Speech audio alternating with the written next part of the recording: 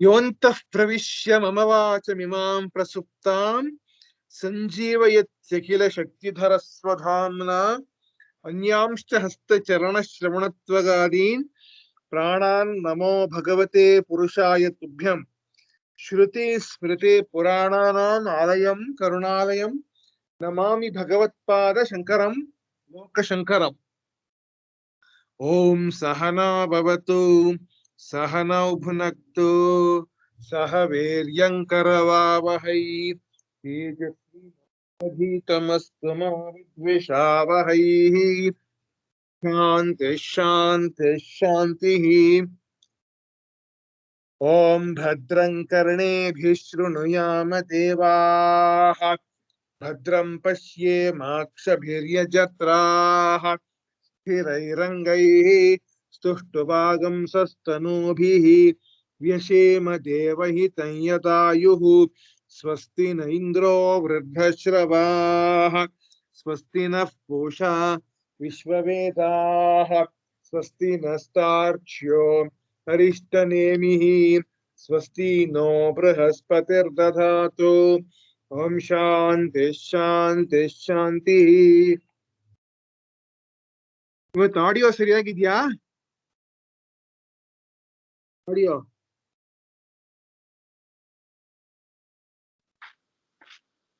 ಸರಿಗಿದೆ. Okay, ಸರಿ. ನಾವು ಹೋದ್ಸತಿ ಸೇರಿದ್ದಾಗ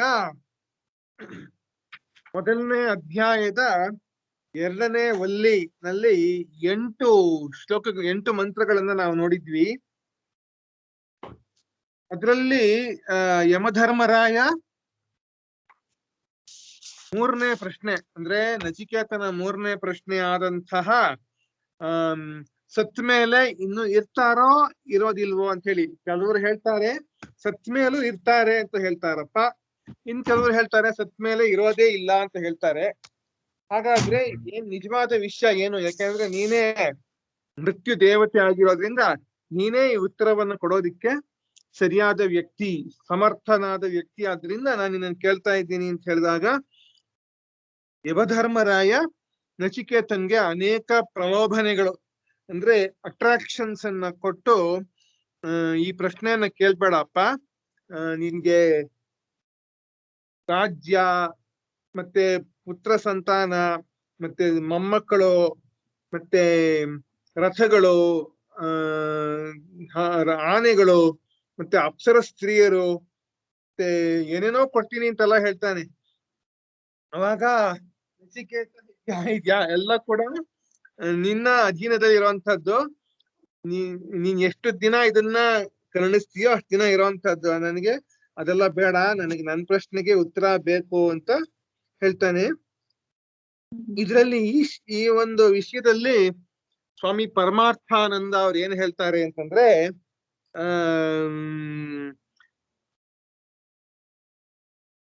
ಯಮಧರ್ಮರಾಯ ನಚಿಕೇತ ಏನ್ ಮಾಡ್ತಾ ಇದ್ದಾನೆ ಅಂತಂದ್ರೆ ನಚಿಕೇತ ಈ ವಿದ್ಯೆಯನ್ನ ಕಲಿಯೋದಿಕ್ಕೆ ತಕ್ಕ ವ್ಯಕ್ತಿನ, ಅರ್ಹನಾದ ವ್ಯಕ್ತಿನ ಅನ್ನೋದನ್ನ ಪರೀಕ್ಷೆ ಮಾಡೋದಕ್ಕೋಸ್ಕರ ಇದನ್ನೆಲ್ಲ ಕೇಳಿದ್ದಾನೆ. ಹಾಗಾಗಿ ನಚಿಕೇತ ಕೊಟ್ಟಿರೋ ಉತ್ತರಗಳ ಪ್ರಕಾರ ಏನು ಅಂತಂದ್ರೆ ಅವನಿಗೆ ಸಾಧನ ಚತುಷ್ಟಯ ಅಂದ್ರೆ ನಿತ್ಯಾನಿತ್ಯ ವಸ್ತು ವಿವೇಕ, ಇಹಾಮೂತ್ರ ಫಲಭೋಗ ವಿರಾಗ, ಮತ್ತೆ ಶಮದಮಾದಿ ಷಟ್ಕ ಸಂಪತ್ತು, ಮತ್ತೆ ಮುಮುಕ್ಷುತ್ವ, ಈ 4 ಕೂಡ ಇದೆ ಅಂತ ಹೇಳ್ತಾರೆ.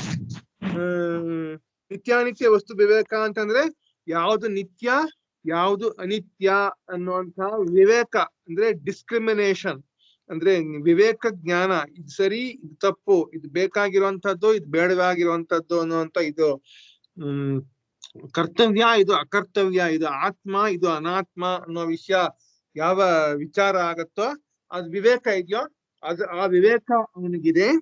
ಮತ್ತೆ ಇಹಾಮೂತ್ರ ಫಲಭೋಗ ವಿರಾಗ, ವಿವೇಕ ಒಂದೇ ಇದ್ರೆ ಸಾಲದು, ವೈರಾಗ್ಯ ಕೂಡ ಇರ್ಬೇಕು ಅಂತ ಹೇಳಿ ಅವನಿಗೆ ಈ ಲೋಕದಲ್ಲಾಗಲಿ ಪರಲೋಕದಲ್ಲಾಗಲಿ ಸಿಗುವ ಭೋಗಗಳು ಫಲರೂಪವಾಗಿ ಸಿಗುವಂತ ಕರ್ಮದ ಫಲರೂಪವಾಗಿ ಸಿಗುವಂತ ಭೋಗಗಳು ಅವುಗಳು ಕೂಡ ಅವನಿಗೆ ಬೇಕಾಗಿಲ್ಲ. ಅವನಿಗೆ ಬರೀ ಆತ್ಯಂತಿಕ ಅಂದ್ರೆ ಪರ್ಮನೆಂಟ್ ಪದವಿ, ಪರ್ಮನೆಂಟ್ ಸುಖ ಯಾವ್ದು ಸಿಗುತ್ತೋ ಅದು ಮಾತ್ರ ಬೇಕು ಅಂತ ಹೇಳಿ ಇಹಾಮೂತ್ರ ಫಲಭೋಗ ವಿರಾಗ. ಮತ್ತೆ ಶಮದಮಾದಿ ಷಟ್ಕ ಹಲೋ ಹಲೋ ನೆಕ್ಸ್ಟ್ ಶಮದಮಾದಿ ಷಟ್ಕ ಸಂಪತ್ತು ಅಂದ್ರೆ ಶಮ ಅಂದ್ರೆ ಇಂದ್ರಿಯ ನಿಗ್ರಹ, ಮನಸ್ಸಿನ ನಿಗ್ರಹ ಮುಂತಾದ ಉಪರತಿ ತಿತಿಕ್ಷಾ ಇಂಥ 6 ಸಂಪತ್ತುಗಳು ಕೂಡ ಅವನಲ್ಲಿದೆ ಅಂತ ಹೇಳಿ. ತಿತಿಕ್ಷಾ ಅಂದ್ರೆ ಟಾಲರೆನ್ಸ್ ಎಲ್ಲ ಕೂಡ ಇದೆ ಅವನಿಗೆ. ಮತ್ತೆ ಇದಿಷ್ಟೇ ಇದೆ ಸಾಲದು, ಮೋಕ್ಷವನ್ನ ಪಡೆಯುವಂತಹ ಆಸೆ ಕೂಡ ಇರಬೇಕು, ಮುಮುಕ್ಷುತ್ವ ಕೂಡ ಇದೆ ಅವನಲ್ಲಿ ಅಂತ ಹಿಂಗೆ ವಿವರಣೆಯನ್ನ ಕೊಡ್ತಾರೆ. ಇವಾಗ ನಾವು ಹೋದ್ಸತಿ ಸೇರಿದ್ದಾಗ ನೋಡಿದ್ವಿ 7ನೇ ಮಂತ್ರದಲ್ಲಿ ಒಂದು ವಿಷಯವನ್ನ ಯಮಧರ್ಮರಾಯ ಹೇಳಿದ್ದ. ಏನು ಅಂತಂದ್ರೆ, ಶ್ರವಣಾಯಾಪಿ ಬಹುಭಿರ್ಯೋನ ಲಭ್ಯ ಶೃಣ್ವಂತೋಪಿ ಬಹವೋ ಯಂನ ವಿದ್ಯುಃ ಆಶ್ಚರ್ಯೋ ಭಕ್ತ ಕುಶಲೋ ಅಸ್ಯ ಲಬ್ಧ ಆಶ್ಚರ್ಯೋ ಜ್ಞಾತ ಕುಶಲಾನುಶಿಷ್ಟ ಅಂತ ಹೇಳಿ ಈ ಶ್ಲೋಕ ನಾವು ಭಗವದ್ಗೀತೆಯ 2ನೇ ಅಧ್ಯಾಯದಲ್ಲಿ ಬರುವಂತಹ ಆಶ್ಚರ್ಯವತ್ ಪಶ್ಯತಿ ಕಶ್ಚಿದೇನಂ ಆಶ್ಚರ್ಯವತ್ ವದತಿ ತಥೈವ ಚಾನ್ಯಃ ಆಶ್ಚರ್ಯವತ್ ಚೈವ ಅನ್ಯ ಶೃಣೋತಿ ಶ್ರುತ್ವಾಪ್ಯೇನಂ ವೇದ ನ ಚೈವ ಕಶ್ಚಿತ್ ಅಂತ ಹೇಳಿ ಹೇಳಿರೋದನ್ನ ಇಲ್ಲಿ ಯಮಧರ್ಮರಾಯ ಹೇಳಿದ್ದಾನೆ. ಬಹು ಜನರಿಗೆ, ಅನೇಕ ಜನರಿಗೆ ಆತ್ಮನ ಬಗ್ಗೆ ಕೇಳಿ ತಿಳಿಯುವ ಅವಕಾಶವೂ ಸಿಗೋದಿಲ್ಲ. ನಾವು ನೋಡ್ತೀವಿ ಈ ಪ್ರಪಂಚದಲ್ಲಿ ಅನೇಕ ಜನ ಆತ್ಮನ ವಿಷಯ ಕೇಳಕ್ಕೆ ಅವ್ರಿಗೆ ಅವಕಾಶಗಳೇ ಸಿಗಲ್ಲ. ಗೊತ್ತೇ ಇಲ್ಲ, ಆತ್ಮನ ವಿಷಯ ಅನ್ನೋ ಇದೆ ಅಂತಲೇ ಗೊತ್ತಿಲ್ಲ ಎಷ್ಟೋ ಜನಕ್ಕೆ. 99.99% ಜನಕ್ಕೆ ಗೊತ್ತಿಲ್ಲ. ಅನೇಕರಿಗೆ ಕೇಳುವ ಅವಕಾಶ ಇದ್ರೂ ಕೂಡ ಅವರು ಆತ್ಮನ ವಿಚಾರವನ್ನ ಅರಿಯೋದಿಲ್ಲ, ತಿಳಿಯೋದಿಲ್ಲ. ಅವರು ದೇ ವಿಲ್ ನಾಟ್ ನೋ. ಇಂತಹ ಆತ್ಮನ ವಿಷಯವನ್ನು ತಿಳಿದುಕೊಡುವವರು ಸಿಗೋದ್ ಕಷ್ಟ, ಅರ್ಥ ಮಾಡಿಕೊಳ್ಳುವ ಬುದ್ಧಿವಂತರು ಸಿಗೋದು ಕೂಡ ಕಷ್ಟ ಅಂತ ಹೇಳಿ ಅರ್ಥ. ಬುದ್ಧಿವಂತರಿಂದ ಹೇಳಿಸಿಕೊಂಡು ಸರಿಯಾಗಿ ತಿಳಿದುಕೊಳ್ಳುವವರು ಕೂಡ ಸಿಗೋದ್ ಕಷ್ಟ ಅಂತ ಹೇಳಿ. It's difficult to get person who teaches, person who listens and person who understands about the Atman ಅಂತ ಹೇಳಿ 7ನೇ ಮಂತ್ರದ ಅರ್ಥ ಇತ್ತು. ಅದಕ್ಕೆ ಮುಂದಿನ ಮಂತ್ರ 8ನೇ ಮಂತ್ರ ನಾವು ನೋಡಿದ್ವಿ. ನ ನರೇಣಾವರೇಣ ಪ್ರೋಕ್ತ ಏಷ ಸುವಿಜ್ಞೇಯೋ ಬಹುಧಾ ಚಿಂತ್ಯಮಾನ ಪ್ರೋಕ್ತೆ ಗತಿರತ್ರ ನಾಸ್ತಿ ಅತರ್ಕ್ಯಮನುಪ್ರಮಾಣ ಅಂತಂದ್ರೆ, ಆತ್ಮನ ಬಗ್ಗೆ ಅನೇಕ ವಿಚಾರಗಳು ನಡೆದಿವೆಯಪ್ಪ. ಆತ್ಮನ ಬಗ್ಗೆ ಸಾಮಾನ್ಯರು ವಿವರಿಸಿದರೆ, ಸಾಮಾನ್ಯ ಜನ ವಿವರಿಸಿದರೆ ಅವ್ರಿಗೆ ಯಾಕೆ ಕೇಳ್ತಾ ಇದ್ದಾರೋ ಅವ್ರಿಗೆ ಸರಿಯಾಗಿ ಅರ್ಥವಾಗೋದಿಲ್ಲ. ಆತ್ಮ ಅನುಭವವನ್ನು ಪಡೆದ ವ್ಯಕ್ತಿ ವಿವರಿಸಿದರೆ ಮಾತ್ರ ಸಂಶಯಗಳೆಲ್ಲ ಪರಿಹಾರವಾಗುತ್ತವೆ. ಏಕೆಂದರೆ ಆತ್ಮನು ಅತರ್ಕ್ಯ ಅಂದ್ರೆ ತರ್ಕಕ್ಕೆ ಮೀರಿದವನು, ಊಹೆಗೂ ಮೀರಿದವನು, ಅಣುವಿಗಿಂತ ಅಣೀಯಾನ್ ಅಣುಪ್ರಮಾಣ ಅಂತಂದ್ರೆ ಅಣುವಿಗಿಂತ ಅಣುವಾಗಿದ್ದಾನೆ ಈ ಆತ್ಮ ಅಂತ ಹೇಳಿತ್ತು. ಅಂದ್ರೆ ತರ್ಕಕ್ಕೆ ಸಿಲುಕದವನು ಅಂತ ನಾ ಹೇಳಿದ್ದಾಗ ಒಂದು ವಿಚಾರವನ್ನ ಹೇಳಿದ್ದೆ ಹೋದ್ಸತಿ ಸೇರಿದ್ದಾಗ. ಅಂದ್ರೆ ತರ್ಕದ ಮೂಲಕ ಏನಾಗತ್ತೆ, ತರ್ಕದಲ್ಲಿ what is the speciality of tarka ಅಂತಂದ್ರೆ, ತರ್ಕ ಅಂದ್ರೆ ಲಾಜಿಕ್ ಅಥವಾ ಇವಾಗ ಸೈನ್ಸ್ ಅಂತ ಕರಿತೀವಲ್ಲ, ಅದು ಕೂಡ ಫಿಸಿಕ್ಸ್ ಅನ್ನುವಂಥದ್ದು ಕೂಡ ಅದೇ ತರ್ಕದ ವಿಚಾರವೇ. ಯಾಕೆಂತಂದ್ರೆ ನಾವೇನ್ ನೋಡ್ತೀವಿ ಅಂತಂದ್ರೆ 17ನೇ ಶತಮಾನದಲ್ಲಿ ನ್ಯೂಟನ್ ಅನ್ನೋಂಥವನೊಬ್ಬ ಅವನು ಬಂದು ಒಂದು ಇದು ಲಾಸ್ ಆಫ್ ಮೋಷನ್ ಅಂದ್ರೆ ಚಲನವಲನಗಳ ಒಂದು ನಿಯಮಗಳು ಅಂತ ಅವ್ನು ಕಂಡಿಡ್ದ. ಮೆಕ್ಯಾನಿಕ್ಸ್ ಅನ್ನೋದನ್ನ ಕಂಡಿಡ್ದ ಅವನು. ಅದು 300 ವರ್ಷ ಅವನು ಹೇಳಿದ್ದಂತ ಮೆಕ್ಯಾನಿಕ್ಸ್ 200-300 ವರ್ಷ ಯಾರು ಅದನ್ನು ಎದುರಿಸ್ಲಿಲ್ಲ. ಆಮೇಲೆ ಇನ್ನೊಬ್ಬ 20ನೇ ಶತಮಾನದ ಪ್ರಾರಂಭದಲ್ಲಿ ಐನ್ಸ್ಟೀನ್ ಅಂತ ಬಂದು ಈ ನ್ಯೂಟನ್ನಿನ ನಿಯಮಗಳು ಕೆಲವು ಸಂದರ್ಭಗಳಲ್ಲಿ ಕೆಲಸ ಮಾಡಲ್ಲ, ಕೆಲವು ಸಂದರ್ಭಗಳಲ್ಲಿ ನ್ಯೂಟನ್ನಿನ ನಿಯಮಗಳು ಅನ್ವಯಿಸೋದಿಲ್ಲ ಅಂತ ಹೇಳಿ ಅವನ್ ತೋರ್ಸ್ಕೊಟ್ಟ.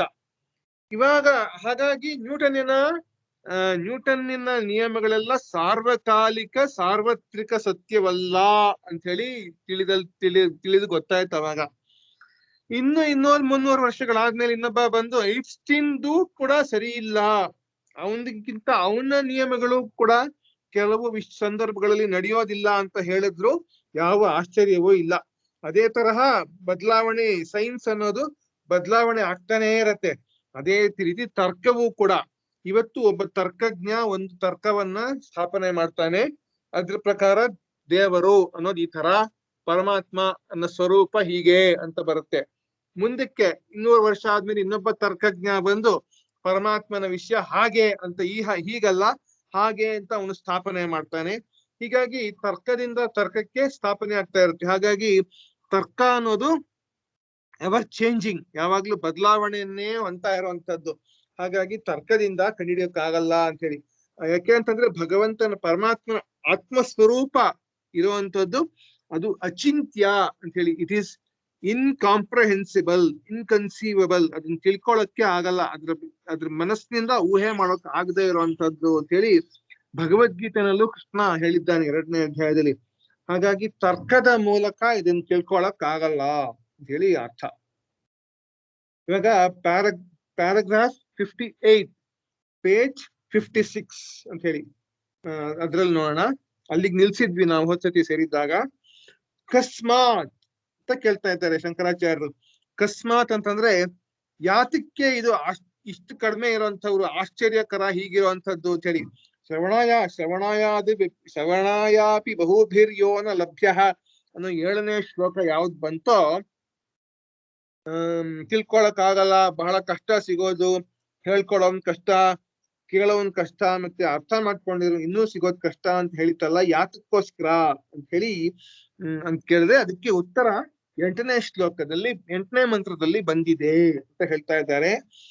ನಹಿ ನರೇಣ ಮನುಷ್ಯೇಣ ಅವರೇಣ ಪ್ರೋಕ್ತ, ಅವರೇಣ ಅಂತಂದ್ರೆ ಹೀನೇನ ಅಂತ ಹೇಳಿ, ಪ್ರಾಕೃತ ಬುದ್ಧಿನ ಇತ್ಯೇತತ್.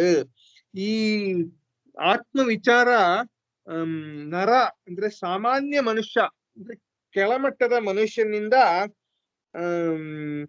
ಹೀನ ಮನುಷ್ಯನಿಂದ ಪ್ರಾಕೃತ ಬುದ್ಧಿ, ಪ್ರಾಕೃತ ಸ್ವಭಾವವಿರುವಂತವನು ಅಂದ್ರೆ ಸಾಮಾನ್ಯ ಸ್ವಭಾವನವನಿಂದ ಹೇಳಲ್ಪಟ್ಟರೆ ಏನಾಗತ್ತೆ ಅಂತಂದ್ರೆ, ಸಹ ಏಷಃ ಆತ್ಮ ಯಂ ತ್ವಂ ಮಾಂ ಪೃಚ್ಛಸಿ.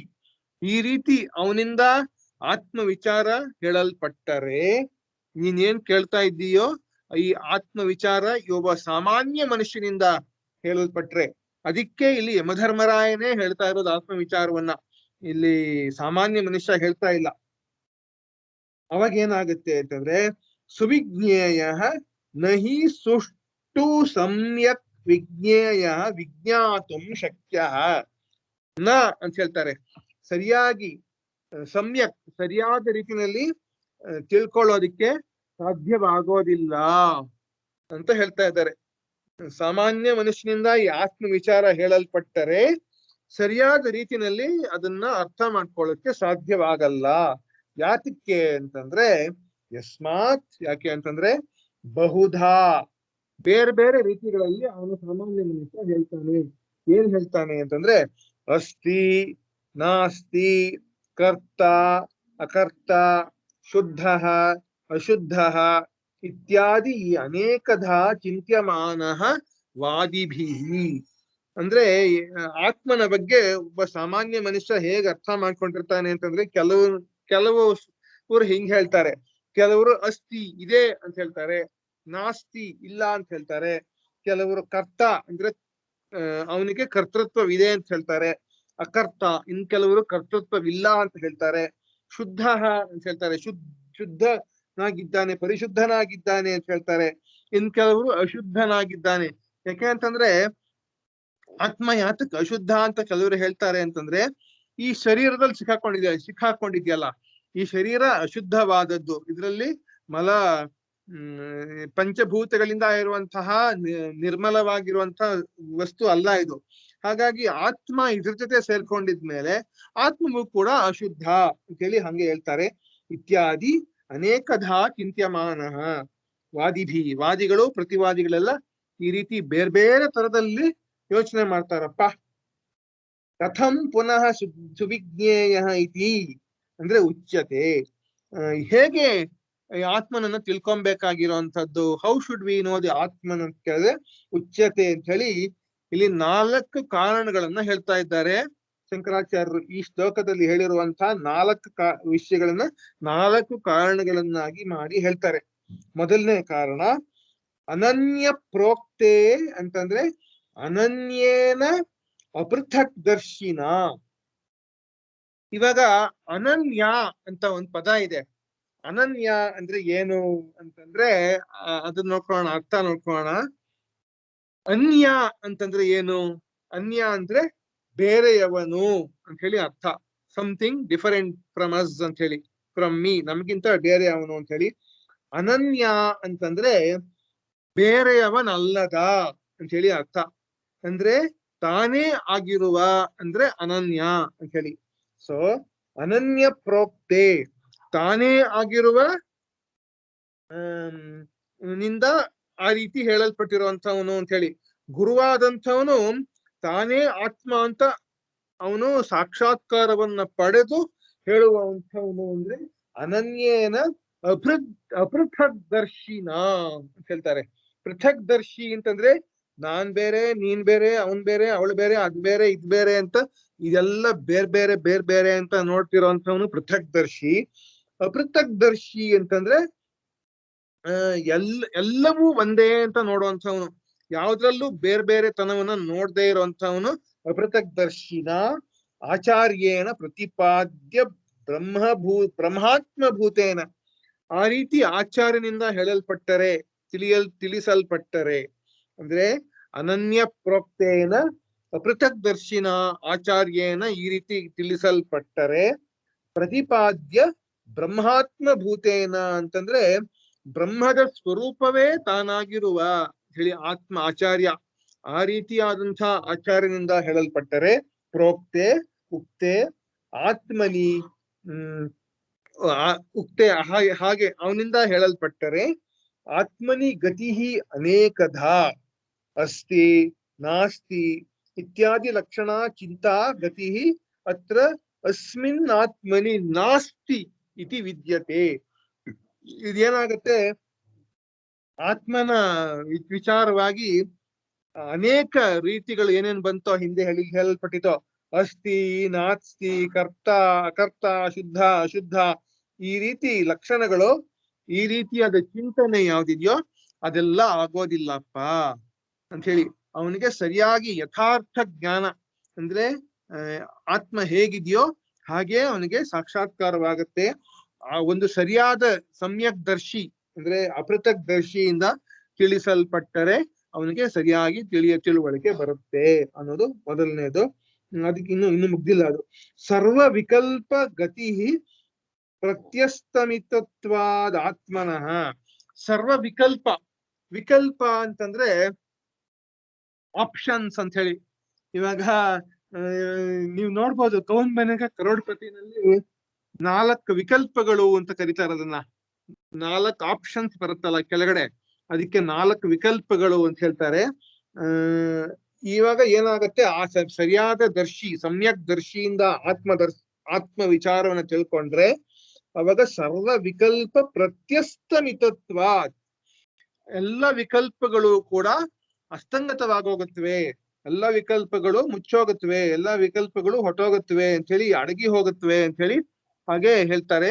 ಆತ್ಮನ ವಿಚಾರವಾದ ಎಲ್ಲ ಸಂಶಯಗಳೆಲ್ಲ ಕೂಡ ಪರಿಹಾರವಾಗತ್ವೆ ಅನ್ನೋದು ಮೊದಲನೇ ಕಾರಣ. ಎರಡನೇ ಕಾರಣ, ಅಥವಾ ಸ್ವಾತ್ಮಭೂತೆ ಅನನ್ಯಸ್ಮಿನ್ ಆತ್ಮನಿ ಪ್ರೋಕ್ತೆ ಅನನ್ಯ ಪ್ರೋಕ್ತೆ ಗತಿ, ಅಥವಾ ಈ ರೀತಿ ಅನನ್ಯಸ್ಮಿನ್ ಆತ್ಮನಿ ಪ್ರೋಕ್ತೆ, ಅನನ್ಯ ದರ್ಶಿಯಿಂದ ಆತ್ಮನ ವಿಚಾರ ಹೇಳಲ್ಪಟ್ಟರೆ ಅತ್ರ ಅನ್ಯ ಅವಗತಿ ನಾಸ್ತಿ, ಬೇರೆ ತರದ ತಿಳುವಳಿಕೆ ಆಗೋದಿಲ್ಲ, ಬೇರೆ ತರದ ಅಂಡರ್ಸ್ಟ್ಯಾಂಡಿಂಗ್ ಆಗೋದಿಲ್ಲ. ಅನ್ಯ ಅವಗತಿ ನಾಸ್ತಿ. ಜ್ಞೇಯಸ್ಯ ಅನ್ಯಸ್ಯ ಅಭಾವಾತ್. ಜ್ಞೇಯ ಅಂದ್ರೆ ತಿಳಿಯಲ್ಪಡುವ ವ್ಯಕ್ತಿ, ತಿಳಿಯಲ್ಪಟ್ಟ ವಸ್ತು ಬೇರೆ ಯಾವುದು ಇಲ್ಲದೆ ಇರುವಂತಹದ್ದಾದ್ರಿಂದ. ನಾವು ನೋಡಿದ್ವಿ ಹಿಂದೆ ಭಗವದ್ಗೀತೆಯ 18ನೇ ಅಧ್ಯಾಯವನ್ನು ನೋಡಿದ್ದಾಗ ತ್ರಿಪುಟಿ ಅಂತ ನೋಡಿದ್ವಿ. ಜ್ಞಾನ, ಜ್ಞೇಯ, ಜ್ಞಾತೃ ಅಂತ ಹೇಳಿ. ಜ್ಞೇಯ ಅಂತಂದ್ರೆ ಆಬ್ಜೆಕ್ಟ್ ಆಫ್ ನಾಲೆಡ್ಜ್ ಅಂತ ಹೇಳಿ. ಅದರ್ಥ ಯಾವ ವಸ್ತುವ ಬಗ್ಗೆ ನಾವು ತಿಳ್ಕೊಂತಿದ್ದೀವೋ ಆ ವಸ್ತುಗೆ ಜ್ಞೇಯ ಅಂತ ಹೆಸರು.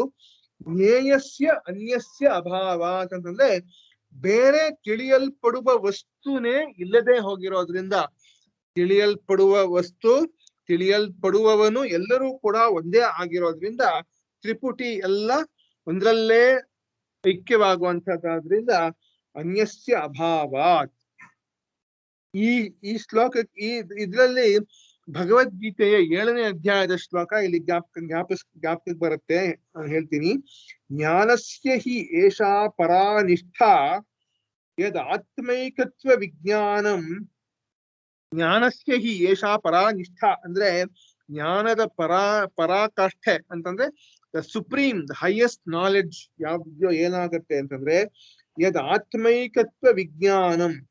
ಆತ್ಮ ಏಕತ್ವ ಅಂದ್ರೆ ಐಕ್ಯ ವಿಜ್ಞಾನ ಯಾವ್ದಿದ್ಯೋ, ಬ್ರಹ್ಮಾತ್ಮ ಐಕತ್ವ ವಿಜ್ಞಾನ ಯಾವ್ದಿದ್ಯೋ ಅತಃ ಅವಗಂತವ್ಯ ಅಭಾವಾತ್ ನ ಗತಿರತ್ರ ಅವಶಿಷ್ಯತೆ.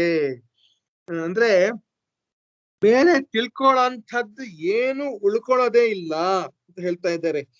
ಇದನ್ನ ಆತ್ಮವನ್ನ ಒಂದ್ ತಿಳ್ಕೊಂಡ್ಬಿಟ್ರೆ ಬೇರೆ ತಿಳಿಯಲ್ಪಡುವಂತ ವಸ್ತು ಅಥವಾ ಯಾವುದೋ ಒಂದು ತಿಳುವಳಿಕೆ ಇರೋದೇ ಇಲ್ಲ ಅಂತ ಹೇಳಿ.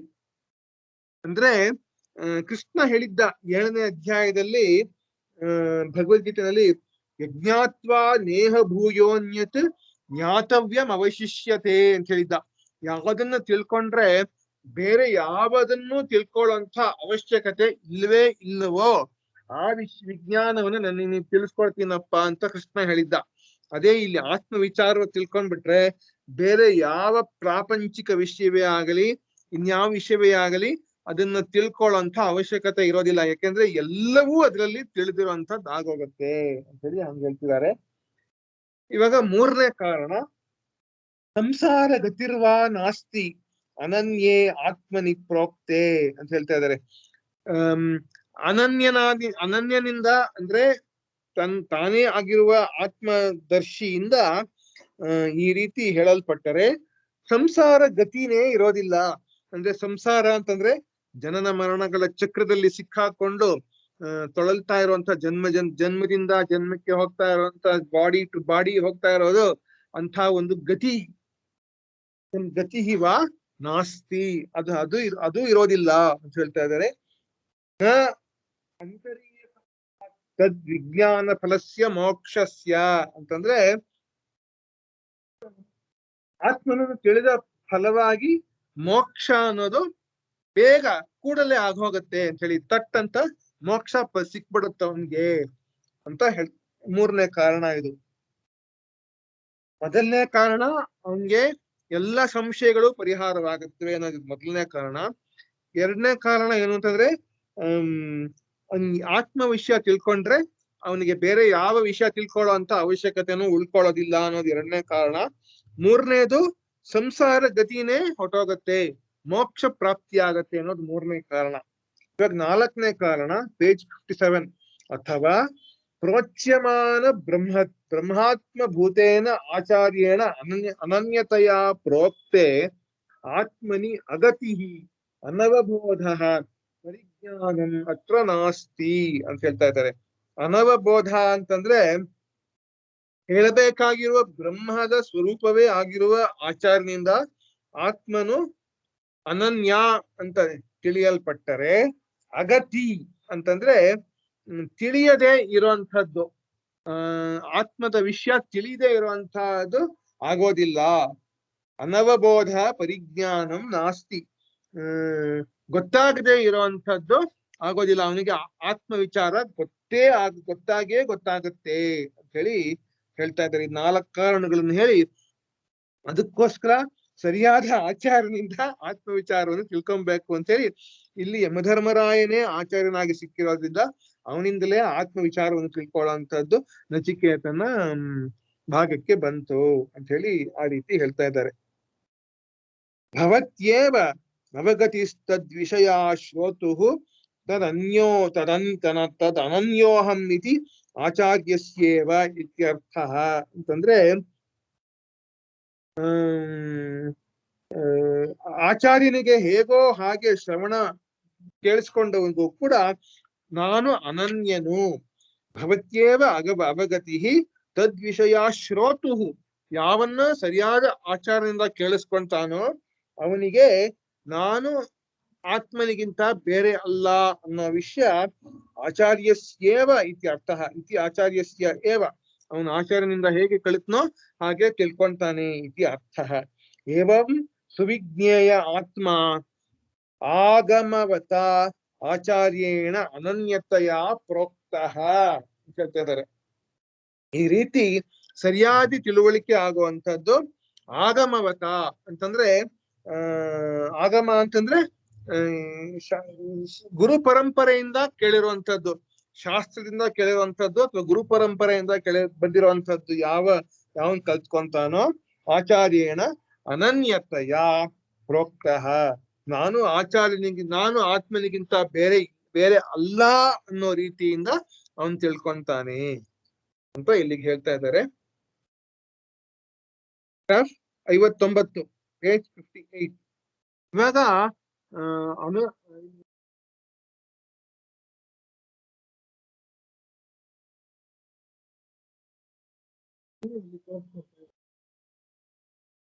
ರಥ ಈ ಅಣಿಯ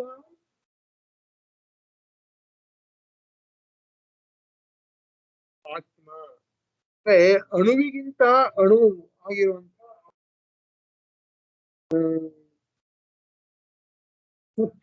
ಸಟಲ್ಡ್ ಅಂಡ್ ಸಟ್ಲೆಸ್ಟ್ ಅಂತ ಹೇಳಿ, ಯಾವ ಸೂಕ್ಷ್ಮ ವಸ್ತು ಇದೆಯೋ ಅದಕ್ಕಿಂತ ಸೂಕ್ಷ್ಮನಾಗಿರುವಂತವನು ಆತ್ಮ ಅಂತ ಹೇಳಿ. ಇದಕ್ಕೆ ಒಂದ್ ಕಡೆ ಒಂದ್ ಪ್ರಶ್ನೆ ಬರುತ್ತೆ, ಆತ್ಮದ ಸೈಜು ಪ್ರಮಾಣ ಎಷ್ಟು ಅಂತ ಹೇಳಿ, ಅದ್ರ ಗಾತ್ರ ಎಷ್ಟು ಅಂತ ಒಂದು ಶ್ವೇತಾಶ್ವತರೋಪನಿಷತ್ನಲ್ಲಿ ಇದೊಂದು ಭಾಗ ಬರುತ್ತೆ, ಒಂದ್ ಮಂತ್ರ ಬರುತ್ತೆ. ಏನು ಅಂತಂದ್ರೆ ಬಾಲಾಗ್ರ ಶತಭಾಗಸ್ಯ ಶತಧಾ ಅಂತ ಬರುತ್ತೆ. ಅಂದ್ರೆ ಒಂದು ಕುದುರೆಯ ಬಾಲದಲ್ಲಿ ಒಂದು ಕೂದಲನ್ನು ತೆಗೆದುಕೊಂಡ್ರೆ, ಕುದುರೆ ಬಾಲದ ಒಂದು ಎಳೆಯನ್ನು ತೆಗೆದುಕೊಂಡ್ರೆ ಆ ಎಳೆಯನ್ನ ಉದ್ದುದ್ದವಾಗಿ 100 ಭಾಗ ಮಾಡಿ ಒಂದು ಭಾಗನ ಮತ್ತೆ 100 ಭಾಗ ಮಾಡಿದ್ರೆ ಎಷ್ಟು ಬರುತ್ತೋ ಅದಕ್ಕಿಂತ ಸೂಕ್ಷ್ಮವಾಗಿದೆ ಆತ್ಮ ಅಂತ ಅದ್ರಲ್ಲಿ ಬರುತ್ತೆ. ಆ ರೀತಿ ಇರುವಂತಹ ಆತ್ಮ, ಅದನ್ನ ನಾವು ಊಹಿಸೋಕ್ಕೂ ಆಗಲ್ಲ, ಅದರ ಸೈಜ್ ಇಷ್ಟು ಅಂತ ಊಹಿಸೋದಕ್ಕೂ ಆಗಲ್ಲ. ಆತ್ಮದ ಸ್ವರೂಪ, ಆತ್ಮದ ಗಾತ್ರ ಅದನ್ನೇ ಇಲ್ಲಿ ಅಣಿಯಾನ್ ಅಣು ಪ್ರಮಾಣದಪಿ, ಅಣುವಿಗಿಂತ ಅಣುವಾಗಿರುವಂತದ್ದು ಅಂತ ಇಲ್ಲಿ ಹೇಳ್ತಾ ಇದ್ದಾರೆ. ಆತ್ಮಪದ್ಯತ ಅಣುವಿಗಿಂತ ಅಣುವಾಗಿ ಇರ್ತಾನೆ ಅಂತ ಹೇಳಿ. ಅತರ್ಕ್ಯಂ ಅಂದ್ರೆ ಅತರ್ಕ್ಯ ಅಂದ್ರೆ ತರ್ಕದಿಂದ ಈ ಆತ್ಮನನ್ನ ತಿಳ್ಕೊಳಕ್ ಆಗಲ್ಲ ಅಂತ ಹೇಳ್ತಾರೆ. ಬುದ್ಧಿ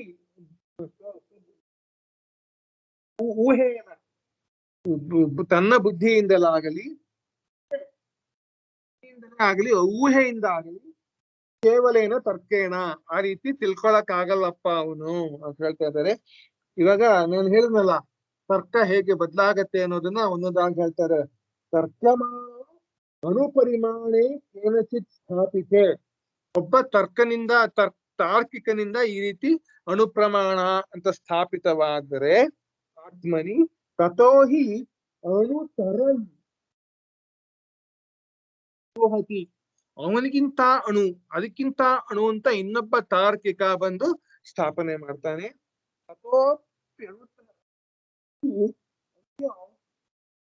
ಅವನಿಗಿಂತ ಅದಕ್ಕಿಂತ ಅಣು ಅಂತ ಇನ್ನೊಂದಿನ ಬಂದು ಸ್ಥಾಪನೆ ಮಾಡ್ತಾನೆ. ಈ ರೀತಿ ತರ್ಕ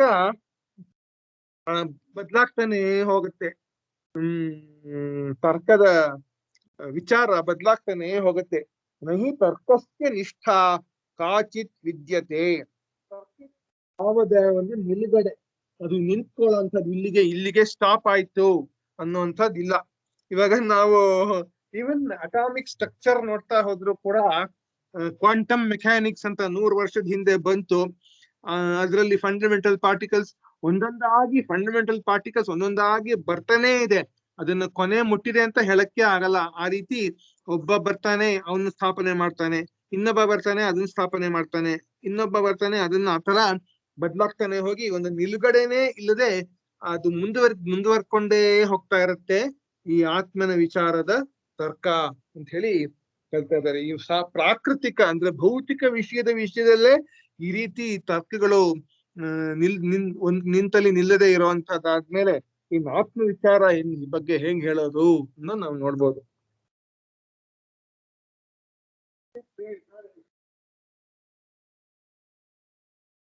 ಮತ್ತೆ ಅದನ್ನೇ ಹೇಳ್ತಾ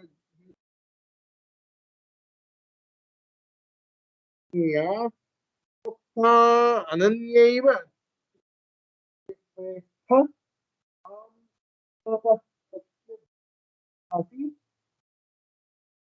ಭೂಯಾನ್ ನಚಿಕೇತ.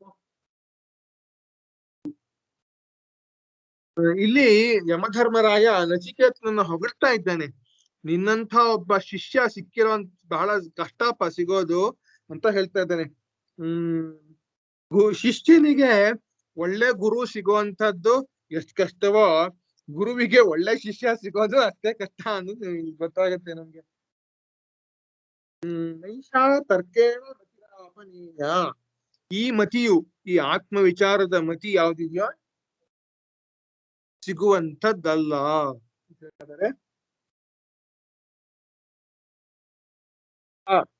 ಬೇರೊಬ್ಬನಿಂದಲೇ ಹೇಳಲ್ಪಟ್ಟರೆ ಸರಿಯಾದ ಜ್ಞಾನವನ್ನು ಉಂಟು ಮಾಡುವುದು ಅಂತ ಹೇಳಿ.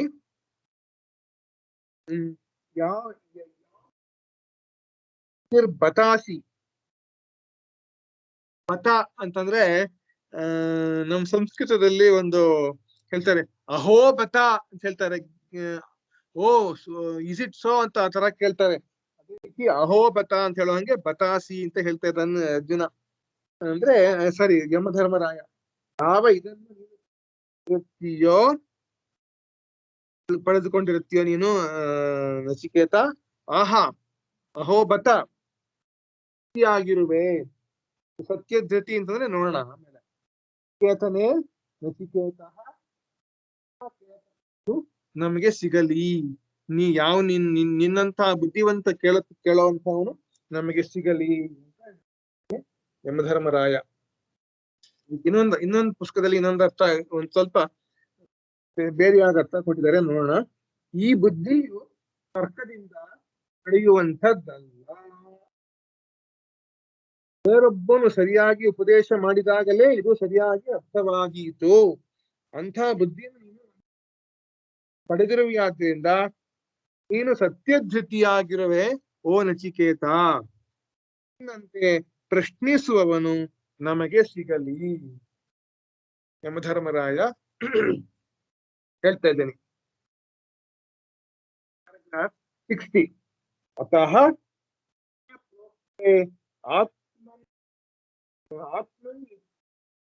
ಏಯಂ ಆಗಮ ಪ್ರತಿಪಾದ್ಯ ಆತ್ಮಮತಿ ನೈಷಾ ತರ್ಕೇಣ ಸ್ವಬುದ್ಧಿ ಅಪನೀಯ ಪ್ರಾಪಣೀಯ ಇತ್ಯರ್ಥಃ. ಏಯಂ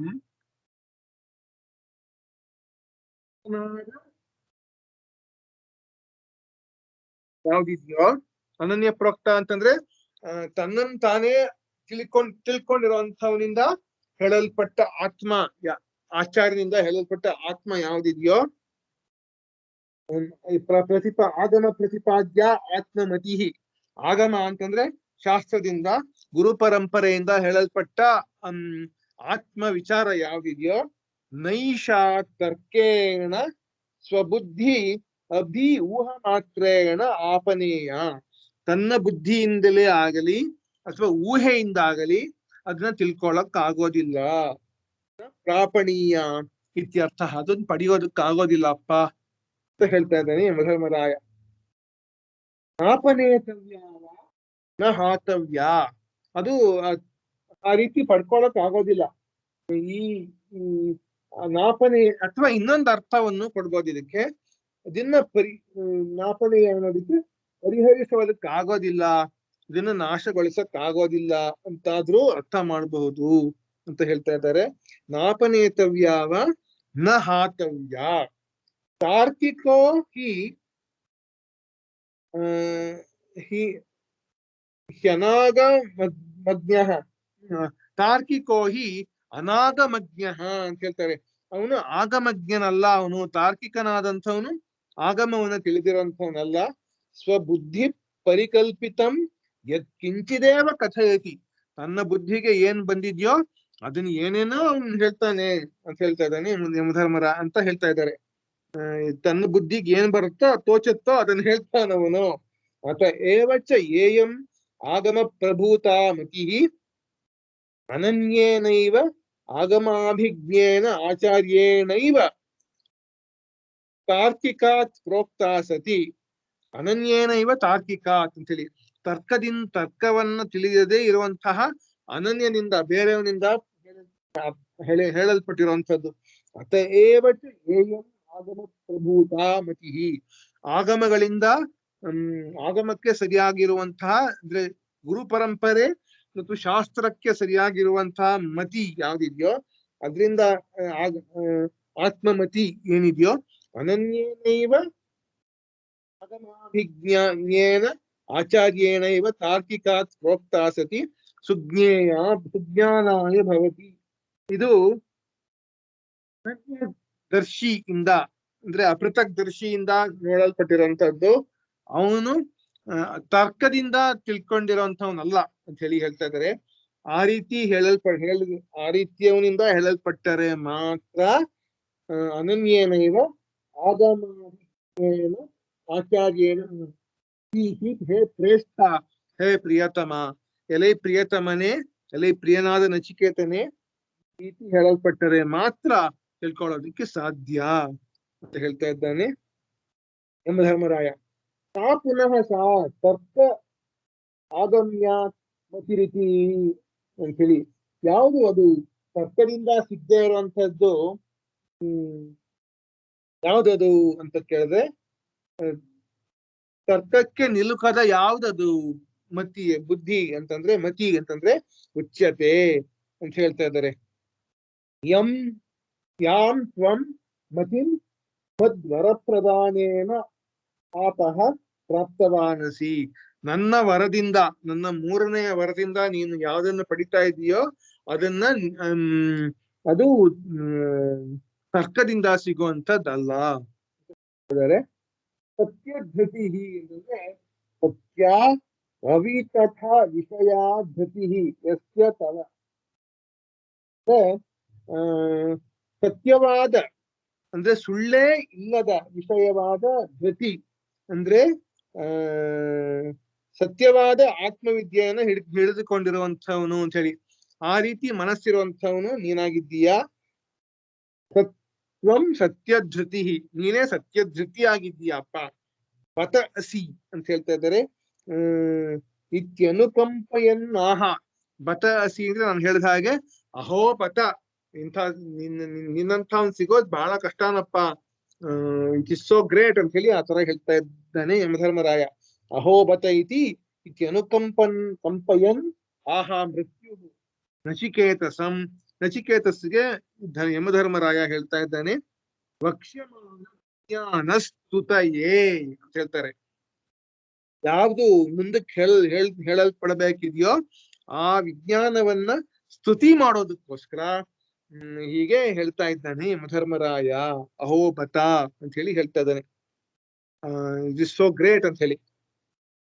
ವಾದೃಕ್ ಭವತ್ತುಲ್ಯಃ ಅಹ ಅಸ್ಮಭ್ಯಂ ಭೂಯಾತ್ ಭವತಾದ್ ಭವತು ಅನ್ಯಃ ಪುತ್ರ ಶಿಷ್ಯೋ ವಾ ಪೃಷ್ಟ. ಸ್ವಾದೃಕ್ ಅಂದ್ರೆ ತವತ್ತುಲ್ಯಃ, ನಿನಗೆ ಸಮಾನನಾಗಿರುವಂತಹ ಅಂದ್ರೆ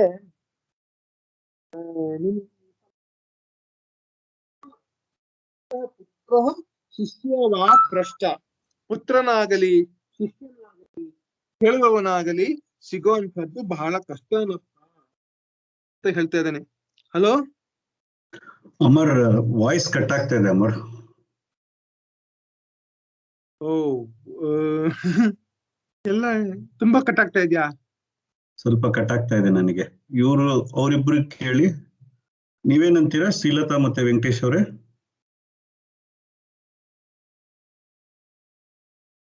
ಎಲ್ಲರಿಗೂ ವಾಯ್ಸ್ ಕಟ್ ಆಗ್ತಾ ಇದೆಯಾ? ತುಂಬಾನೇ ಕಟ್ ಆಗ್ತಾ ಇದೆ. ಓ ಗಾಡ್, ಏನ್ ಮಾಡೋದಪ್ಪ? ತುಂಬಾ ಹೊತ್ತಿಂದ ಕಟ್ ಆಗ್ತಾ ಇದೆಯಾ? ಸ್ವಲ್ಪ ಡಿಸ್ಕಂಫರ್ಟ್ ಅದು, ಕೇಳಿಸಲ್ಲ. ನಿಮಗೆ ವೆಂಕಟೇಶ್ ಅವರೇ?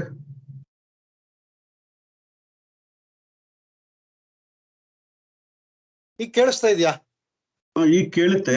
ಸಡನ್ ಆಗಿ ಇಲ್ಲ, ನನ್ಗೊಬ್ಬನಿಗೆ ಹಂಗ ಆಯ್ತಾ ಇದೆ ಅಂತ ಅಂದ್ಬಿಟ್ಟು ನಾನು ಸುಮ್ಮನಾಗ್ಬಿಟ್ಟಿದ್ದೆ. ಅದು ಮಧ್ಯ ಮಧ್ಯ ಒಂದೊಂದ್ ಸೆಕೆಂಡ್ 2 ಸೆಕೆಂಡ್ ಹೊಟ್ಟೋಗ್ತಾ ಇದೆ.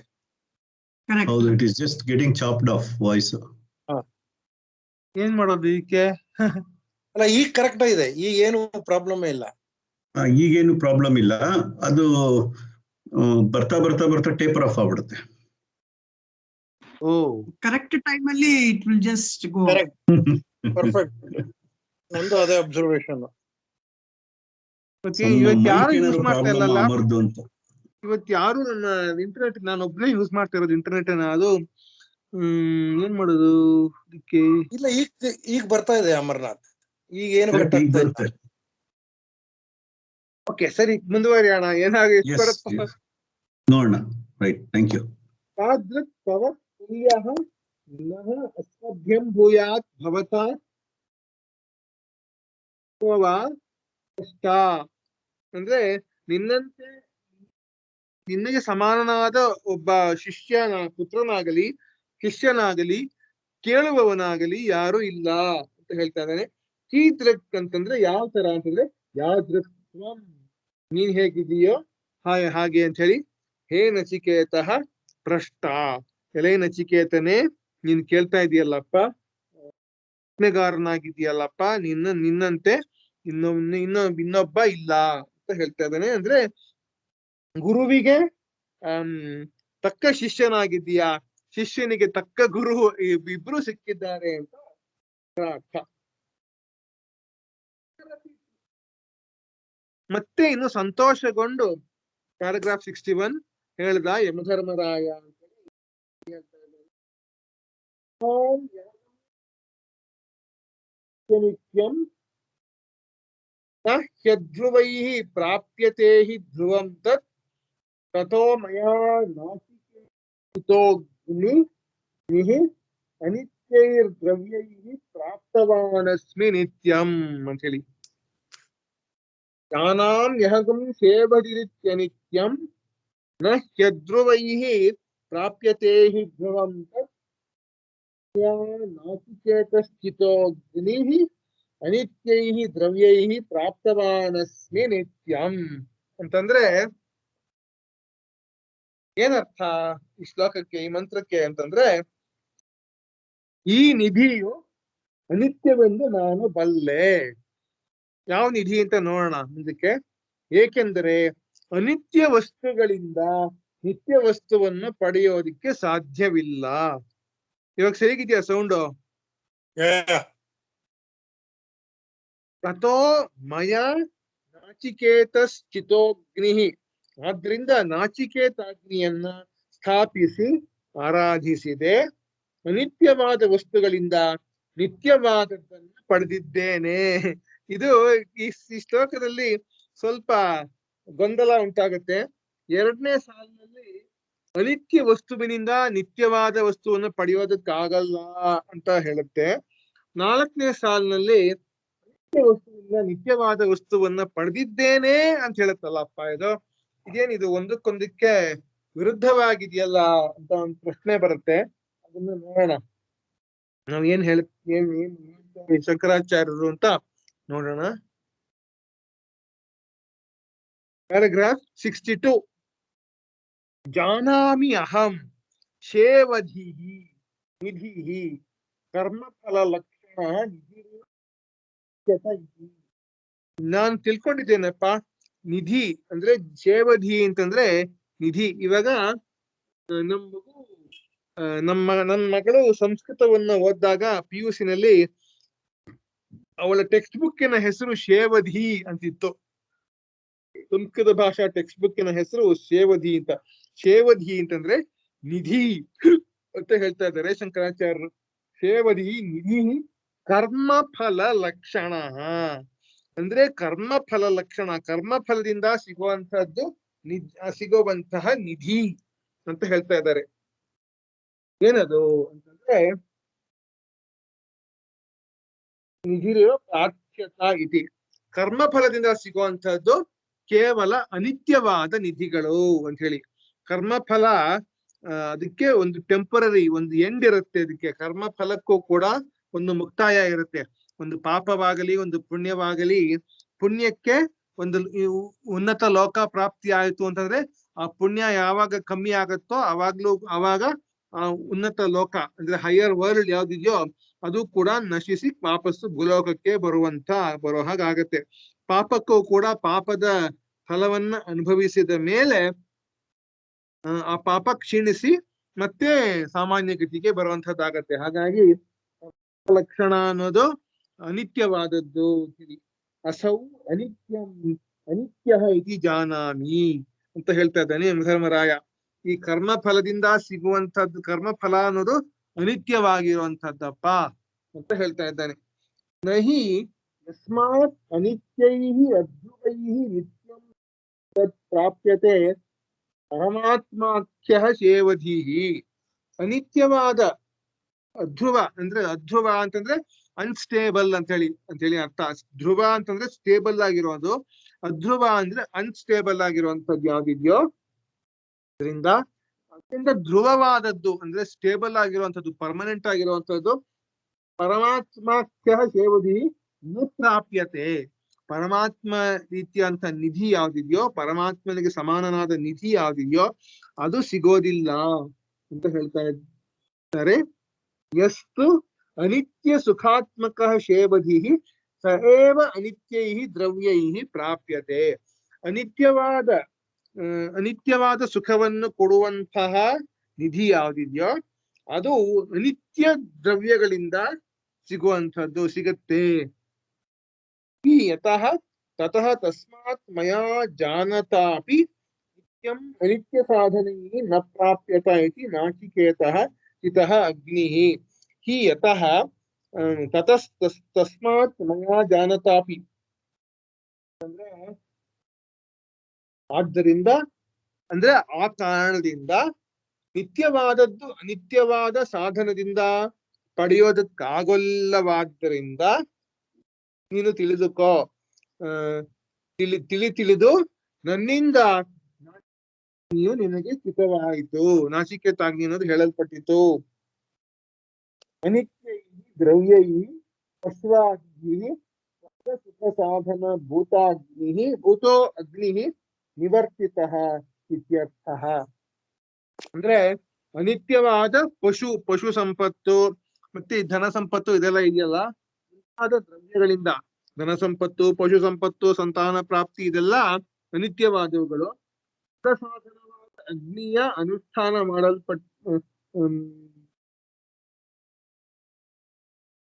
ಸಾಧನವಾದ ಅಗ್ನಿ ಅನುಷ್ಠಾನ ಮಾಡಲ್ಪಟ್ಟಿತು ಅಂತ ಹೇಳಿ.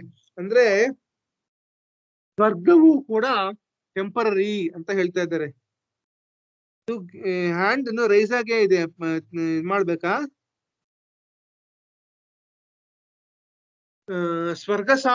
ಸ್ವರ್ಗವು ಕೂಡ ಟೆಂಪರರಿ.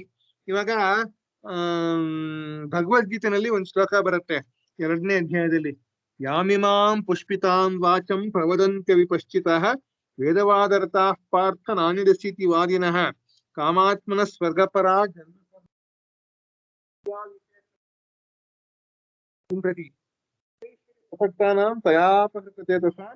ವ್ಯವಸಾಯಾತ್ಮಿಕ ಬುದ್ಧಿ ಸಮಾಧೌನ ವಿಧೀಯತೆ ಅಂತ ಹೇಳಿ ಹೇಳ್ತಾರೆ ಅಂತ ಒಂದ್ ಮಾತು ಬರುತ್ತೆ. ಅಂದ್ರೆ ಯಾರ್ಯಾರ ಮನಸ್ಸು ವ್ಯವಸಾಯಾತ್ಮಿಕವಾಗಿ ಒಂದೇ ಮೋಕ್ಷದ ಕಡೆಗೆ ತಿರುಗಿಲ್ವೋ, ಯಾರ ಮನಸ್ಸು ತಿರುಗಿ ಇಲ್ವೋ, ಏನಾಗುತ್ತೆ ಅಂತಂದ್ರೆ ಅವ್ರನ್ನ ಅವ್ರಿಗೆ ಇನ್ನು ಕೆಲವರು ಬಂದು ಹೇಳ್ತಾರಂತೆ ಸ್ವರ್ಗ ಸುಖವೇ ಎಲ್ಲಕ್ಕಿಂತ ಹೆಚ್ಚಾಗಿರುವಂತದ್ದು ಅಂತ ಹೇಳಿ ಹೇಳ್ತಾರಂತೆ. ಆದ್ರೆ ಅವ್ರಿಗೂ ಗೊತ್ತಿಲ್ಲ ಸ್ವರ್ಗ ಸುಖಕ್ಕೂ ಒಂದು ಕೊನೆ ಇದೆ, ಒಂದು ಮುಕ್ತಾಯ ಇದೆ ಅನ್ನೋದು ಅವ್ರಿಗೂ ಕೂಡ ಗೊತ್ತಿಲ್ಲ.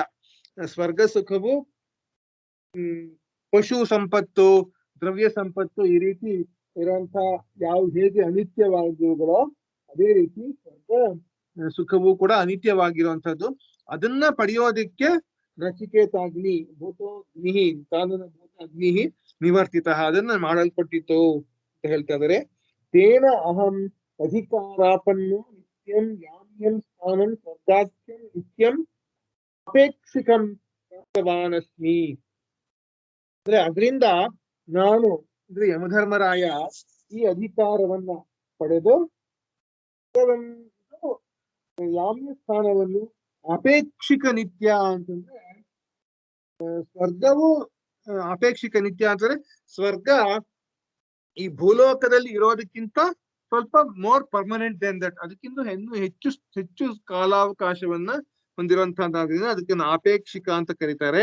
ಅದೇ ರೀತಿ ಇಲ್ಲಿ ಕರೆದಿರುವಂತದ್ದು ಅಪೇಕ್ಷಿಕ ಸ್ವರ್ಗ ಸ್ಥಾನವನ್ನು ನಾನು ಪಡೆದೆ ಅಂತ ಹೇಳ್ತಾ ಇದ್ದಾರೆ. ಪಡೆದುಕೊಂಡಿರುತ್ತೇನೆ ಅಂತ ಯಮಧರ್ಮರಾಯ ಹೇಳ್ತಾನೆ. ಭೂಲೋಕದಲ್ಲಿರುವ 100 ವರ್ಷಗಳ ಕಾಲ ಬದುಕಿದ್ರು ಕೂಡ ಅದನ್ನೆಷ್ಟು ಅನುಭವಿಸ್ತಾನೋ ಅದಕ್ಕಿಂತ ಹೆಚ್ಚಿನ ಕಾಲ ಸ್ವರ್ಗ ಸುಖವನ್ನು ಅನುಭವಿಸ್ತಾನೆ ಅಂತ. ಆದ್ರಿಂದ ಅದಕ್ಕೆ ಅಪೇಕ್ಷಿಕ ಅಂತ ಕರೆದಿದ್ದಾರೆ. ಆದ್ರೂ ಅದು ಆತ್ಯಂತಿಕವಲ್ಲ. ಆತ್ಯಂತಿಕ ಅಂತಂದ್ರೆ ಪರ್ಮನೆಂಟ್, ಅಂದ್ರೆ ಪರಮಾತ್ಮ ಸಾಕ್ಷಾತ್ಕಾರ ಅಂದ್ರೆ ಮೋಕ್ಷ ಪಡೆಯುವಂತದ್ದು ಅಥವಾ ಆತ್ಮ ಸಾಕ್ಷಾತ್ಕಾರ ಆ ರೀತಿ ಆಗಿರುವಂತದ್ದು ಅಲ್ಲ ಅದು. ಅದಕ್ಕೂ ಕೂಡ ಒಂದು ಮುಕ್ತಾಯ ಇದೆ ಅಂತ ಅದನ್ನೇ ಹೇಳ್ತೀವಿ. ನೆಕ್ಸ್ಟ್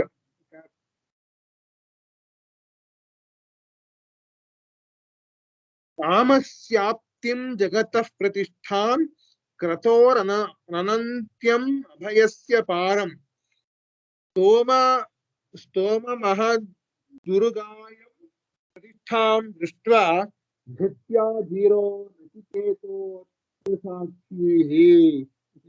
ಕಾಮಸ್ಯಾಪ್ತಿಂ ಜಗತಃ ಪ್ರತಿಷ್ಠಾಂ ಅಂತಂದ್ರೆ ಈ ಮಂತ್ರದ ಅರ್ಥ ಏನು ಅಂತಂದ್ರೆ ಕಾಮದ ಪ್ರಾಪ್ತಿ, ಕಾಮವನ್ನ ಪಡೆಯುವಂಥದ್ದು. ಜಗತಃ ಪ್ರತಿಷ್ಠಾಂ ಜಗತ್ತಿನ ಪ್ರತಿಷ್ಠೆ. ಯಜ್ಞ ಕ್ರತೋ ಅಂತ್ಯಂ ಯಜ್ಞದ ಅನಂತ ಫಲ. ಅಭಯದ ಪಾರ ಅಭಯಸ್ಯ ಪಾರಂ ಅಭಯದ ಪಾರ. ಸ್ತುತ್ಯವೂ ಮಹತ್ತೂ ಆಗಿರುವ ಹೆಚ್ಚಿನ ಗತಿ. ಸ್ತೋಮ ಮಹದುರುಗಾಯಂ ಪ್ರತಿಷ್ಠಾಂ ಉರುಗಾಯಂ. ಸ್ತೋಮ ಮಹದುರುಗಾಯಂ ಅಂತಂದ್ರೆ ಸ್ತುತ್ಯವೂ ಮಹತ್ತೂ ಆಗಿರುವ ಹೆಚ್ಚಿನ ಗತಿ, ಪ್ರತಿಷ್ಠೆ. ಇದೆಲ್ಲವನ್ನೂ ನೋಡಿ ನಚಿಕೇತ ಧೀರನಾಗಿ ಇದೆಲ್ಲವನ್ನೂ ಕೈ ಬಿಟ್ಟಿದ್ದೀಯೇ. ಅತ್ರ ಸಾಕ್ಷಿ ಅತ್ಯ ಸಾಕ್ಷಿ, ಇದನ್ನೆಲ್ಲ ನೀನ್ ಬಿಟ್ಬಿಟ್ಟಿದೀಯಪ್ಪ ನೀನು ಅಂತ ಹೇಳ್ತಾ ಇದ್ದಾನೆ. ನಿನಗೆ ಎಷ್ಟೆಷ್ಟು ಪ್ರಲೋಭನೆಗಳನ್ನು ನಾನು ಕೊಟ್ಟಿದ್ದೆ ಅದನ್ನೆಲ್ಲ ಬಿಟ್ಟು ಇದೀಯಾ ಅಂತ ಹೇಳ್ತಾ ಇದ್ದಾನೆ. ನೀನು ಬರೀ ಮೋಕ್ಷ ಫಲ ಬೇಕು ಅಂದ್ರೆ ಆತ್ಮ ಸಾಕ್ಷಾತ್ಕಾರ ಪಡಿಬೇಕು, ಆತ್ಮ ವಿಚಾರ ತಿಳಿಬೇಕು ಅನ್ನೋದಕ್ಕೆ ನೀನು ನಿರತನಾಗಿದ್ದೀಯಲ್ಲಪ್ಪ. ಹಾಗಾಗಿ ಇದನ್ನೆಲ್ಲ ನೀನ್ ಬಿಟ್ಬಿಟ್ಟಿದ್ದೀಯಾ ಅಂತ ಯಮಧರ್ಮರಾಯ ಹೇಳ್ತಾ ಇದ್ದಾನೆ. ಪ್ಯಾರಾಗ್ರಾಫ್ 63. ಕಾಮಸ್ಯ ಆಪ್ತಿಂ ಸಮಾಪ್ತಿಂ.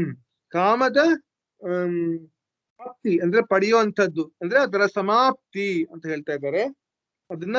ಅದರ ಪೂರ್ಣಗೊಳಿಸುವಿಕೆ, ಅದರ ಪೂರ್ಣ ಫಲವನ್ನು ಅನುಭವಿಸುವಿಕೆ. ಹಿ ಸರ್ವೇ ಕಾಮಾಹ ಪರಿಸಮಾಪ್ತ. ಯಾಕೆ ಅಂತಂದ್ರೆ ಈ ಹಿರಣ್ಯ ಗರ್ಭ ಪದವಿಯಲ್ಲಿ ಅಂದ್ರೆ ಚತುರ್ಮುಖ ಬ್ರಹ್ಮನ ಪದವಿಯಲ್ಲಿ ಎಲ್ಲ ಕಾಮಗಳು ಪರಿಸಮಾಪ್ತವಾಗುತ್ತವೆ ಅಂತ ಹೇಳ್ತಾ ಇದ್ದಾರೆ. ಎಲ್ಲ ಕಂಪ್ಲೀಟ್ ಆಗೋಗುತ್ತೆ ಎಲ್ಲ ಕಾಮಗಳು ಅಂತ ಹೇಳಿ. ಜಗತ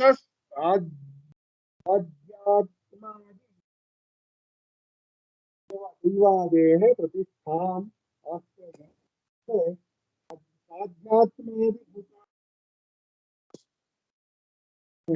ಅಧ್ಯಾತ್ಮ ಅಧಿದೈವ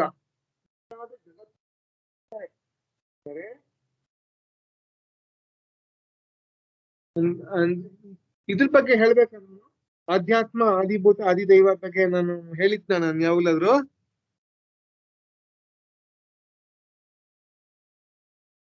should I tell that? ಇಲ್ಲ ಹೇಳಿರ್ಲಿಲ್ಲ ಅನ್ಸುತ್ತೆ.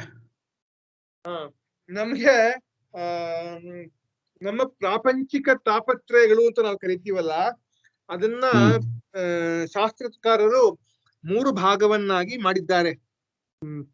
ಆಧ್ಯಾತ್ಮ ಆದಿಭೂತ ಅಧಿದೈವ ಅಂತ ಹೇಳಿ ಆ ತರ ಮಾಡಿದ್ದಾರೆ. ಅಧಿಭೂತ ಅಂತಂದ್ರೆ ಇನ್ನೊಬ್ಬ ವ್ಯಕ್ತಿಯಿಂದ ನಮಗೆ ತೊಂದರೆ ಆದ್ರೆ ಅದೆಲ್ಲ ಅಧಿಭೂತ. ಅಂದ್ರೆ ಒಬ್ಬ ತೊಂದರೆ ಕೊಡ್ತಾನೆ, ಒಂದು ಪ್ರಾಣಿ ನನಗೆ ಏನೋ ಕಚ್ತು ಹಿಂಸೆ ಮಾಡ್ತು ಅಂತಂದ್ರೆ ಅಧಿಭೂತ ತೊಂದರೆಗಳು ಅಂತ ಹೇಳಿ ಅದನ್ನ ಕರೀತಾರೆ. ಈವನ್ ಆಕ್ಸಿಡೆಂಟ್ಗಳಾಗತ್ತಲ್ಲ, ಕಾರ್ ಆಕ್ಸಿಡೆಂಟ್ ಬಸ್ ಆಕ್ಸಿಡೆಂಟ್ ಏನೇನೋ ಆಗತ್ತಲ್ಲ, ಅವುಗಳನ್ನು ಕೂಡ ಅಧಿಭೂತ ಅಂತ ನಾವು ಕರಿಬಹುದು. ಇನ್ನೊಬ್ಬ ಜೀವಿ ಇನ್ನೊಬ್ಬ ಭೂತ ಯಾವ್ದೋ ಇನ್ನೊಂದು ಜೀವಿ ಬಂದು ನಮ್ಗೆ ಗುದ್ದೋದು, ಇದೆಲ್ಲ ಅಧಿಭೂತವಾದ ತೊಂದರೆಗಳು. ಅಧಿದೈವ ಅಂತಂದ್ರೆ ಪ್ರಕೃತಿ ವಿಕೋಪದಿಂದ ಆಗುವಂಥದ್ದು. ಪ್ರಕೃತಿ ವಿಕೋಪ ಅಂದ್ರೆ ಇದು ಮಿಂಚು ಗುಡುಗು ಅದರಿಂದ ಸಾಯ್ತಾರ ಜನ, ಅಥವಾ ನೀರು ಪ್ರವಾಹ ಅತಿ ಪ್ರವಾಹವಾಗುವಂಥದ್ದು, ಅತಿವೃಷ್ಟಿ ಅನಾವೃಷ್ಟಿ ಇವುಗಳಿಂದ ತೊಂದರೆ ಆಗೋದು, ಪ್ರಕೃತಿ ಭೂಮಿ ಅಲ್ಲಾಡೋದು ಅಂದ್ರೆ ಭೂಕಂಪನ ಆಗೋದು, ಇದೆಲ್ಲ ದೈವದಿಂದ ಆಗೋದು ಅಂತ ನಾವು ನಂಬಿದ್ದೇವೆ. ಅದನ್ನ ಅಧಿದೈವ ಅಂತ ಕರೀತಾರೆ. ಅಧ್ಯಾತ್ಮ ಅಂತಂದ್ರೆ ನನ್ನ ಶರೀರ ಮತ್ತು ನನ್ನ ಮನಸ್ಸಿನಿಂದ ನನಗೆ ತಾಪಗಳುಂಟಾಗತ್ತೆ. ನನ್ನ ಮನಸ್ಸಿನಲ್ಲೇ ಕೊರಗಿ ಒಂದ್ ರೀತಿ ನಮ್ಗೆ ಡಿಪ್ರೆಷನ್ ಅದೆಲ್ಲ ಆಗತ್ತಲ್ಲ, ಅಥವಾ ಶರೀರದಲ್ಲಿ ಯಾವ್ದೋ ಒಂದು ಭಾಗ ಸರಿಯಾಗಿ ಕೆಲಸ ಮಾಡ್ತಾ ಇಲ್ಲ ಅಂತಾನೆ ನಮಗೆ ಶರೀರ ಬಾಧೆ ಆಗತ್ತಲ್ಲ, ಅದಕ್ಕೆಲ್ಲ ಆಧ್ಯಾತ್ಮ ತಾಪತ್ರಯಗಳು ಅಂತ ಹೇಳ್ತಾರೆ. ಸೊ ಈ ಅಧಿಭೂತ ಅಧಿದೈವ ಆಧ್ಯಾತ್ಮ ಇವುಗಳಿಂದ 3ರಿಂದ ತಪ್ಪಿಸ್ಕೊಳ್ಳೋದಿಕ್ಕೆ ನಾವು ಶಾಂತಿ 3 ರೀತಿಗಳಲ್ಲಿ ನಮಗೆ ಶಾಂತಿ ಇರ್ಲಿ ಅನ್ನೋದಕ್ಕೋಸ್ಕರವಾಗಿ ನಾವು ಓಂ ಶಾಂತಿ ಶಾಂತಿ ಶಾಂತಿ ಅಂತ ದಿನ ಹೇಳುವಂತದ್ದು, ಯಾವಾಗ್ಲೂ ಹೇಳೋದು. 3 ರೀತಿಗಳಲ್ಲೂ ಕೂಡ ನಮಗೆ ಶಾಂತಿ ಇರ್ಲಿ ಅಂತ ಪ್ರಾರ್ಥನೆ ಮಾಡೋದೇ ಈ ಶಾಂತಿ ಶಾಂತಿ ಶಾಂತಿ. ಅದನ್ನ ಹೇಳ್ತಾರೆ, ಜಗತಃ ಸಾಧ್ಯಾತ್ಮಾದಿಭೂತ ಅಧಿದೈವಾದೇಹ ಪ್ರತಿಷ್ಠಾಂ ಆಶ್ರಯಂ ಸರ್ವಾತ್ಮಕತ್ವಾತ್. ಅಂದ್ರೆ ಆಧ್ಯಾತ್ಮ ಅಧಿಭೂತ ಅಧಿದೈವ ಮುಂತಾದ ಜಗತ್ತಿನ ಪ್ರತಿಷ್ಠೆ ಎಂದರೆ ಆಶ್ರಯ ಅಂತ ಹೇಳಿ ಅರ್ಥ. ಜಗತಃ ಪ್ರತಿಷ್ಠಾಂ ಕ್ರತೋಹ ಸರ್ವಾತ್ಮಕತ್ವಾತ್ ಅಂತ ಹೇಳ್ತಾ ಇದ್ದಾರೆ. ಏಕೆಂದರೆ ಹಿರಣ್ಯ ಗರ್ಭನು ಇದೆಲ್ಲದರ ರೂಪವಾಗಿಯೂ ಇರ್ತಾನೆ ಅಂತ ಹೇಳಿ, ಚತುರ್ಮುಖ ಬ್ರಹ್ಮ ಇದೆಲ್ಲದರದ್ದು ರೂಪನಾಗಿರ್ತಾನೆ ಅಂತ ಹೇಳಿ ಹೇಳ್ತಾ ಇದ್ದಾರೆ. ಕ್ರತೋಹ ಉಪಾಸನಾಯ ಫಲಂ ಹೈರಣ್ಯ ಗರ್ಭಂ ಪದಂ ಅನನ್ಯಂ ಆನಂತ್ಯಂ ಅಂತ ಹೇಳ್ತಾ ಇದ್ದಾರೆ. ಕ್ರತು ಅಂದ್ರೆ ಉಪಾಸನೆಯ ಆನಂತ್ಯವು ಅಂದ್ರೆ ಕೊನೆಗಾಣದ ಫಲ ಯಾವ್ದಿದ್ಯೋ ಅಂದ್ರೆ ಹಿರಣ್ಯ ಗರ್ಭದ ಸ್ಥಾನ, ಅದು ಅಭಯಸ್ಯ ಚ ಪರಾಂ ನಿಷ್ಠಾಂ, ಅಭಯದ ಕೊನೆ ನಿಷ್ಠೆ.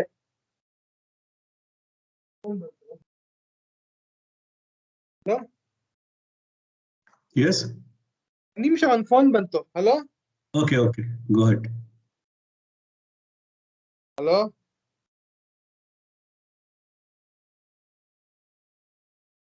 ಅಭಯಸ್ಯ ಚ ಪರಾಂ ನಿಷ್ಠಾಂ, ಅಭಯದ ಕೊನೆಯ ಸ್ಥಾನ, ಕೊನೆ ನಿಲುಗಡೆ ಅಂತ ಹೇಳ್ತಾ ಇದ್ದಾರೆ.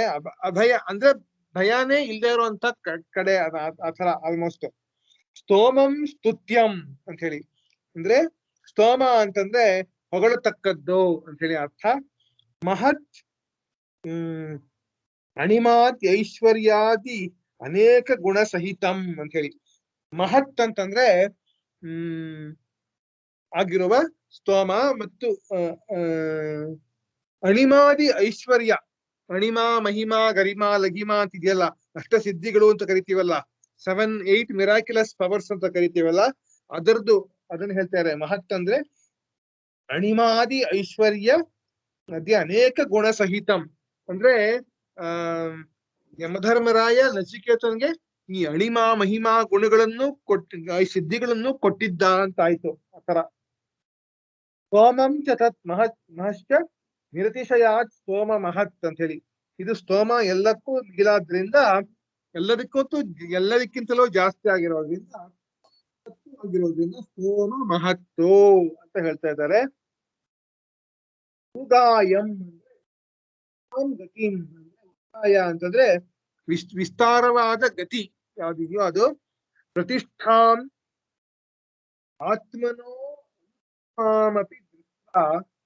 ಈ ರೀತಿ ಈ ಸ್ಥಿತಿಯನ್ನ ನೀನು ಆತ್ಮನಃ ಅನುತ್ತಮ ಅಂದ್ರೆ ನಿನಗೆ ದೊಡ್ಡ ಗತಿ ದೊಡ್ಡ ಸ್ಥಿತಿ ಬಂತು ಅಂತ ನೋಡಿದ್ರು ಕೂಡ ನೃತ್ಯ ಧೈರ್ಯೇಣ ಧೀರ ಧೀಮಾನ್ ಸನ್, ಧೈರ್ಯದಿಂದ ನೀನು ಧೀಮಂತನಾಗಿದ್ದರೂ ಕೂಡ ಏನ್ ಮಾಡಿದೆ ಅಂತಂದ್ರೆ ನಚಿಕೇತ ಅತ್ಯಸ್ರಾಕ್ಷಿ